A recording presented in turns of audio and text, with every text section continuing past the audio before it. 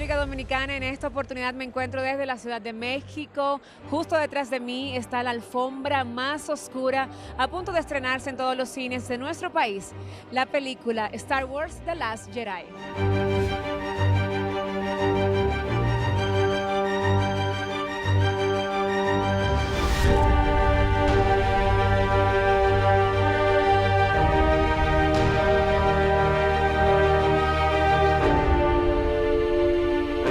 Bueno, aquí hay un ambiente lleno de fanáticos, por aquí han pasado las figuras más importantes de esta película, pero a continuación vamos a ver este encuentro que tuve muy cercano con el director y los protagonistas de Star Wars: El Último Jedi. Now I'm here with RIAN JOHNSON. Nice to meet you, RIAN. Thank you, it's good to meet you. When the first movie was premiered 40 years ago, what do you think is the secret that this phenomenon continues nowadays? It's a really good question. I mean, I think that for me, Star Wars always connects up in some universal way with our experience. And that's true for the original movies, and it's true for The Force Awakens. I think it's why you see not only old guys my age like who wearing Star Wars shirts, but you also see little kids dressed as Rey and dressed as Finn. It's something that reaches all across the generations, and there's very few things that do that. What will happen in this movie? Will be represent the end of the Dynasty Jedi, or could be a new beginning, a new generation? Well, we'll have to see. Between Luke and Rey. Yeah, well, that's the fun of it. Is like, where is it going to go? And I was really excited when that first trailer presented that question of Luke saying it's time for the Jedi to end. And that question of why does he think that, and will that actually happen? I like that question being in the audience's head when they go into the movie. It's pretty exciting. Daughter and father could be? You think I'm gonna, what? Do you think I'm that easy? You think you're gonna get anything out of me? Like, you gotta be better than that. You gotta be sneakier than that. Star Wars always have on the top of the technology. What kind of visual effects do you work in this movie? Yeah, and that was a real treat for me, getting to work with ILM, who are, I mean, obviously it's the company George Lucas created to make the first Star Wars, and now they're the best in the world at what they do. And we have a combination of old school effects, very practical effects, but we also have cutting edge new effects. For instance, Andy Serkis plays Supreme Leader Snoke, the big bad guy in this movie, and he's an entirely CG character. He's all computer generated, and he looks amazing. And so you have that on the bleeding edge of what's possible, and then we're also building sets and creatures and puppets and very old school. So that mixture is very fun. But I know that you have a lot of responsibility over your shoulders. You are director and writer. How was the process, and how long did it take you to the concept to creation, realizations, and post-production? Yeah, it's been, boy, 3.5 years now from the very beginning. Yeah, and if it's a time warp experience, because it's so, the whole experience is so dense. There's so much that happened over those years. I can't remember before I was making this movie, in a good way. But I mean, the experience has been an amazing one. I've had the time of my life, every element of it. The writing felt scary at first, but once I started doing it, I started feeling very comfortable with it, and it felt just kind of like playing with toys, and it felt good. And then getting to shoot the movie and work with this amazing cast, all of them, and the crew, and then in post-production working with ILM. I mean, the whole thing has just been, it's kind of been a dream experience. But for the fans, the crew, the production, all the cast, lost a Carrie Fisher. How impact the new oncoming episodes of this story? Well, I mean, for this movie, we had already shot her entire part when she passed away, so we had a complete and I think very beautiful performance from her that I hope will really mean something to the fans. And then moving forward, I don't know, I know that, you know, JJ is doing the next movie, and similar to From 7 to 8, I'm finishing my film and then he's just picking it up and telling the story, and I know he'll do something that will feel feel right. But I just had to kind of make sure that in this film, I don't know, that she gave a beautiful performance. I think that's something that I hope the fans will get something out of. I imagine that it's possible. I hope so. This new episode brings a new characters. Which one? Who are they? So there's really three new big characters. There's Benicio del Toro, who plays DJ, who is kind of a scoundrel character. There's Laura Dern, who plays Admiral Holdo. She's a new leader in the Resistance, and Laura's amazing. And then the big new character, Kelly Marie Tran. You can see she's very tiny right there. You can see her. But she plays a new hero in the Resistance called Rose. Ryan, thank you for this conversation. Thank you. It's a pleasure I would talking to like you. that you invite all the audience in Dominican Republic to Sure. see Star Wars. Sure, just right here. Yes. Hello, this is Rian Johnson. I wrote and directed Star Wars The Last Jedi. I'd like to say hello to all the Star Wars fans in the Dominican Republic. I hope you enjoy the movie when it comes out in theaters. May the Force be with you.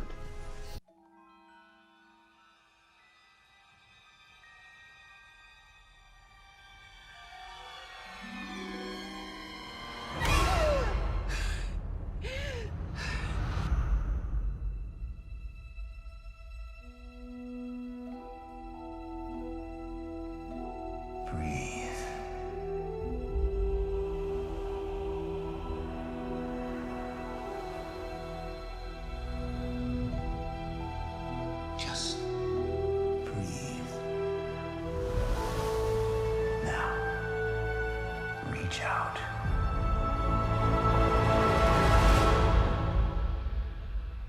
What do you see? Light.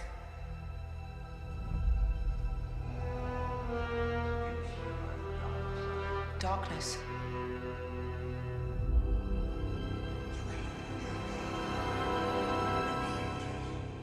A balance. It's so much bigger.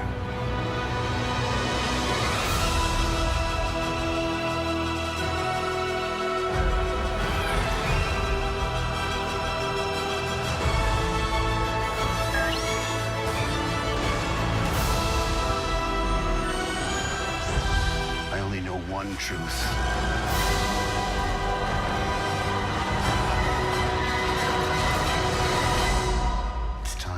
Jedi to end.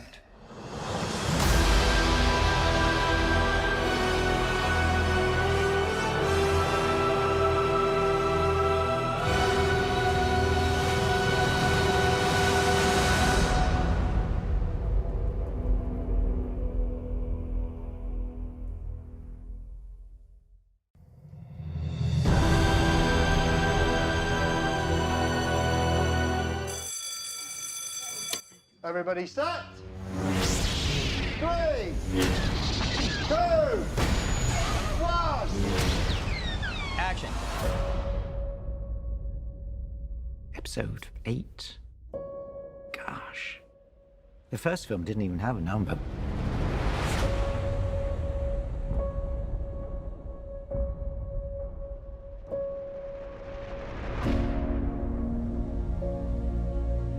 Rian has written a story that's unexpected but right.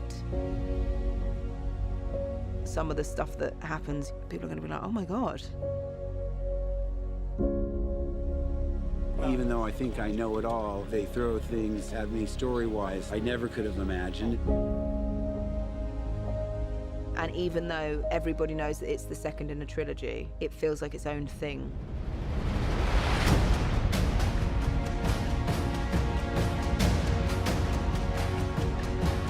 Go.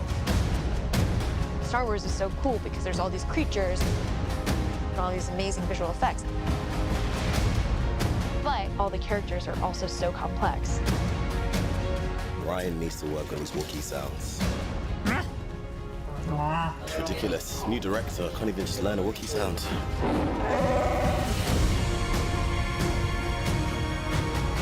It feels like the storylines are becoming more established.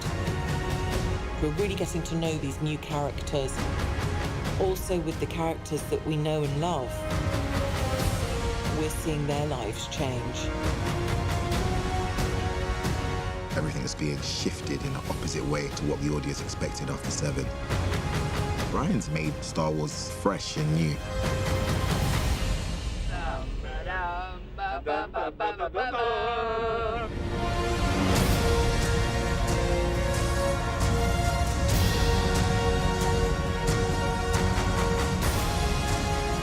I'm hoping it'll be a little shocking, but I'm hoping it'll feel real and honest.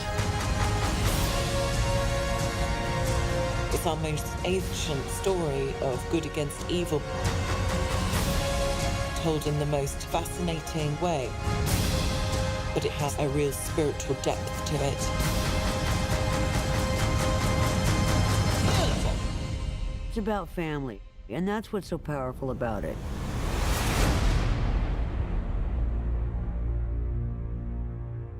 It's a wrap!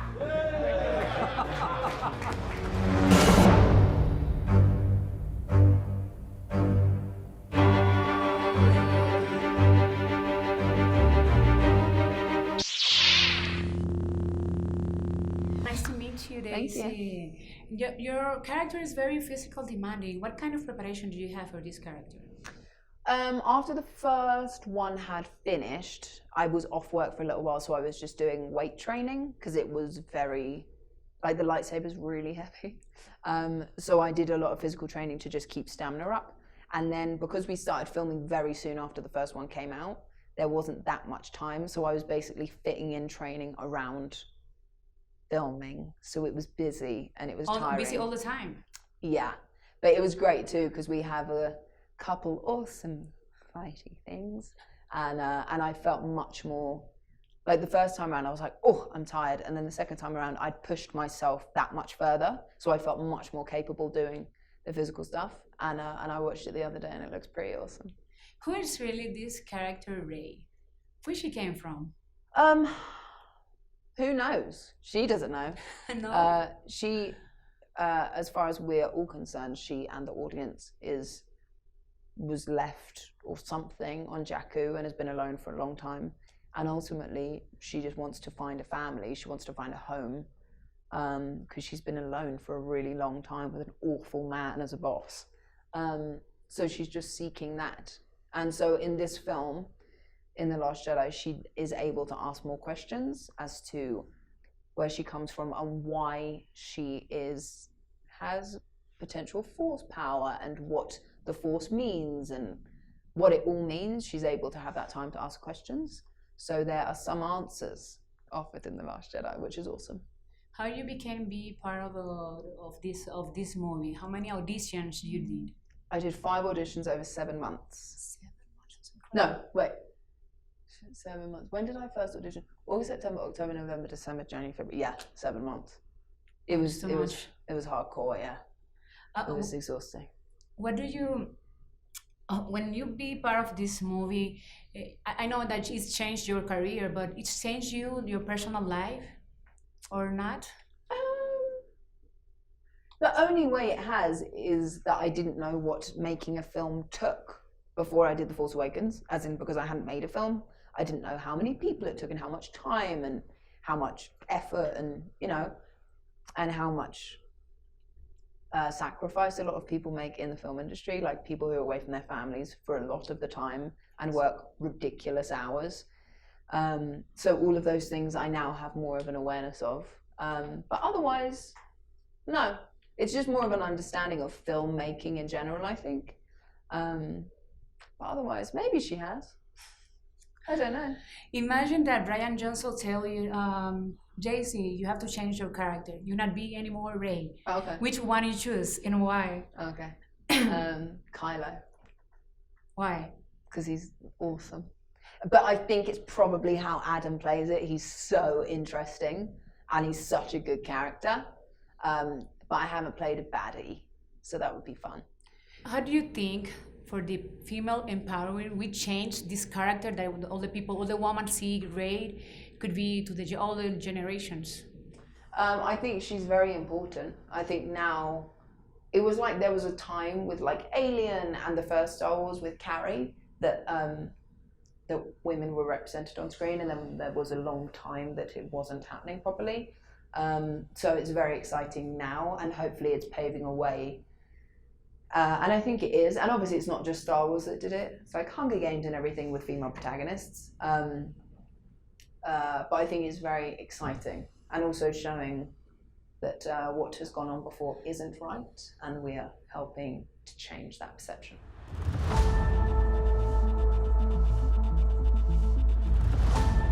Physically, I never really had to push myself that hard.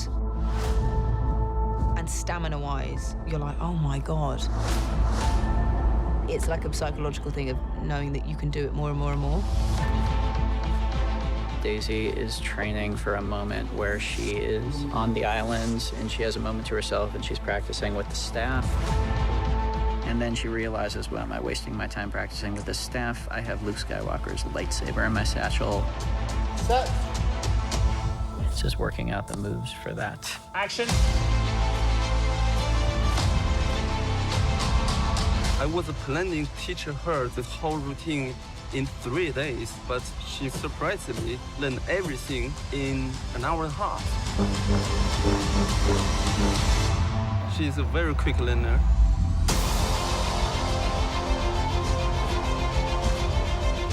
This is the hardest physical thing I've done yet. The suit can be very restrictive just to move in, just to walk in. You do the move and you think, gosh, is it lunchtime yet? Finn and Phasma end up face to face, which results in a major fight. One thing I do want to do is do the whole fight by myself. It was a really good scene to shoot, very tiring there. What was cool was learning different types of fighting. It was intense and fun, but really hard.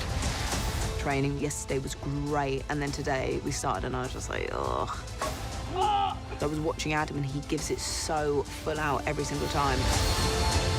And it was kind of like, oh my God, I can do that, I can do that. It's just rigorous in a great way. And these stunt guys are very disciplined, so you can't half-ass it. The stunt team are absolutely amazing. They're like my boys and girls.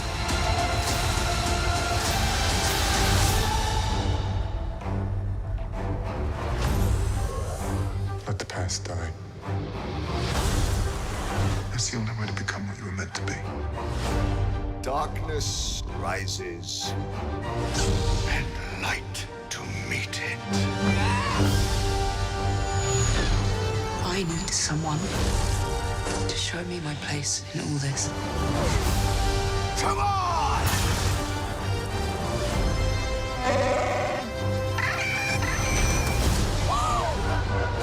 This is not going to go the way you think.